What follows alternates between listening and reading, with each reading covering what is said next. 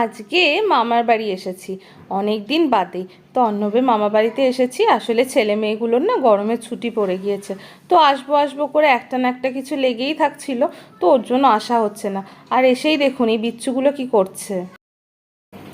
এটা হলো trolley bag, doll making trolley bag. এটা ডলের জন্য আমরা ট্রলি ব্যাগ বানিয়েছি। এটা কি দিয়ে বানিয়েছিস বলো?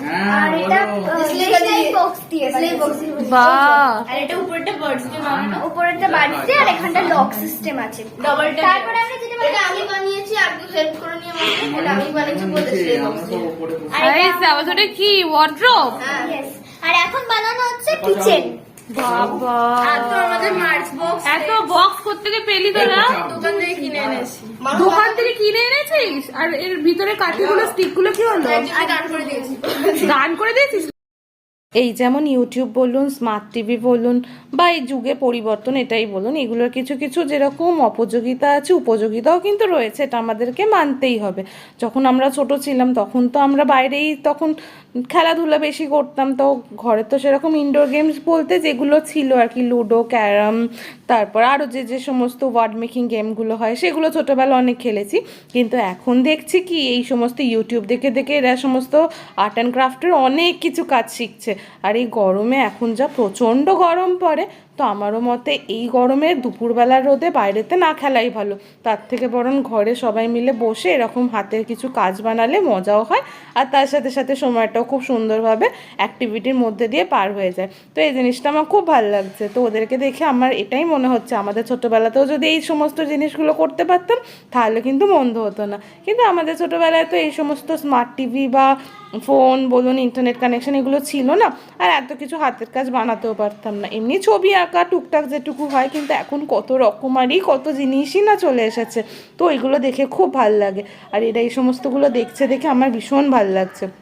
তো হঠাৎ করে যেহেতু চলে এসেছি, তো ওর জন্য আজকে আসার পরই এদের যেহেতু জানেন তো মামা বাড়িতে অনেকজন লোকজন, তো বললাম কি বিকালবেলা আমরা এসেছি তাহলে একটা পিকনিক করো না।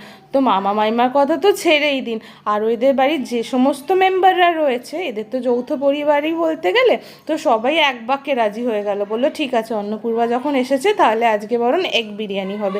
তো কোনো প্রস্তুতি ছিল না, কিন্তু হঠাৎ করেই ঠিক হয়ে গেল। আর এই হঠাৎ করে ঠিক হয়ে যাওয়া যে কোনো কিছুই, ঘুরতে যাওয়াই বলুন, পিকনিকে বলুন, খাওয়া দাওয়াই বলুন, তার আনন্দ কিন্তু অন্যরকমই হয়। তো আজকে বিকেলবেলা ঘুম থেকে উঠে আমরা একটুখানি ঘুরতে এসেছি। এখানে একটা পার্ক আছে, ওই নন্দদুলান মন্দিরের ওইখানটাতে না, বিকালবেলা বসার জন্য একটু দোল খাওয়ার জন্য বয়স্ক মানুষেরা আসে।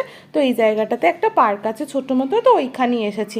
এত প্রচণ্ড গরম যে কি বলবো, মানে পুরো গুমোট হয়ে আছে। কিন্তু এখানে যেহেতু পাশে একটা ছোট পুকুর আছে, তো মাঝে মাঝে একটু দমকা হাওয়া দিচ্ছে, তো ওটা বেশ ভালোই লাগছে। আর ছেলেগুলো এখানে দোলনা চাপছে, আমিও চাপছি জানেন অনেক দিন বাদে। তো আমি এমনি রাইডস চাপতে খুব ভালোবাসতাম ছোটোবেলা, আর অর্ণব একদমই পছন্দ করতো না।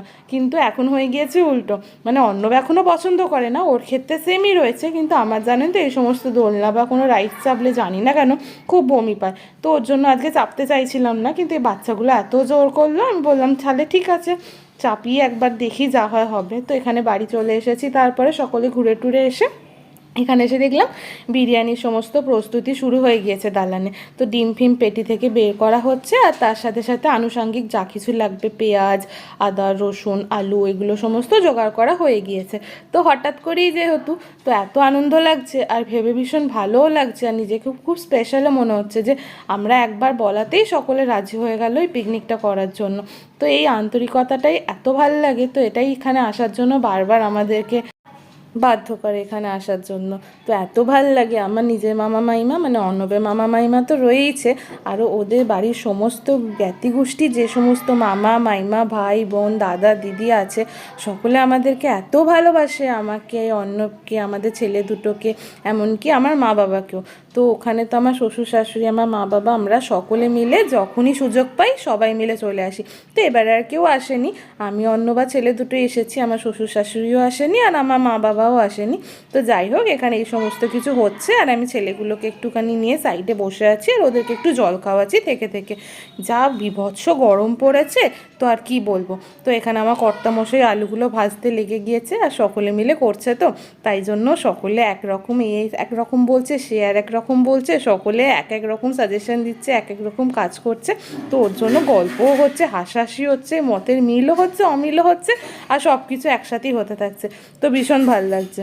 তো এমনিতে জানি না এখন কত রাত হয়ে যাবে, কারণ এখন এই সমস্ত রান্নাবান্না চাপাতে চাপাতে বেশ ভালোই রাত হয়ে গিয়েছে, কারণ ছেলে মেয়েগুলো পড়ে আসলো, তারপরে সমস্ত যোগাযন্ত্র শুরু হয়েছে। তো তার আগে তো সকলেরই ঘরে কিছু টুকটাক কাজ থেকে থাকে, সেইগুলো সবাই আগে করে নিয়ে তারপরে এখানে এসেছে। মানে এখন প্রায় সন্ধে ভালোই হয়ে গিয়েছে। তো সবাই বলছে যে কোনো ব্যাপার না, আজকে তো শনিবার, তো তারপরের দিন রবিবার আছে, তো এটাই ভেবে ভালো লাগছে। রবিবার রাত হলে বরং একটু কষ্ট হতো, যে সোমবার পরের দিন আবার অফিস বেরোনো, যার যার কাজকর্ম সেই সব রয়েছে। তো এটা বেশ কয়েকদিন আগেরই ভিডিও, গ্যালারিতে পড়েছিল, তো ওর জন্য না মাঝখানে আমার ফোনটা খারাপ হয়ে গিয়েছিল, তো ওর জন্য ভিডিওটা এডিট করতে পারছিলাম না। তো যাই হোক, ভিডিওটা মানে এডিট করতে পারলাম, ফোনটা সারানোর পরে দেখলাম ক্লিপগুলো এখন অক্ষত রয়েছে, তো দেখে খুব ভালো লাগলো। তো এখানে সমস্ত কিছু প্রায় হয়েই এসেছে, আর এরপরে এই যে লাস্ট প্রস্তুতিটা চলছে, এই মশলা কষানোটা, পেঁয়াজ আদা রসুন সব কিছুকে দিয়ে আলুটাকে একদম জম্পেস্ট করে করতে হবে, যেহেতু আজকে মাংস ব্যবহার হচ্ছে না, আর ডিমের তো সেরকম নিজস্ব কোনো স্বাদ থাকে না, তো আলুর স্বাদেই কিন্তু বিরিয়ানিটা খেতে ভালো হবে। আর সত্যি বলতে বিরিয়ানিটা জাস্ট অসাধারণ হয়েছিল। তো রাত অনেকটাই হলো, এখানে আমার ভিডিওটা তাহলে শেষ করলাম।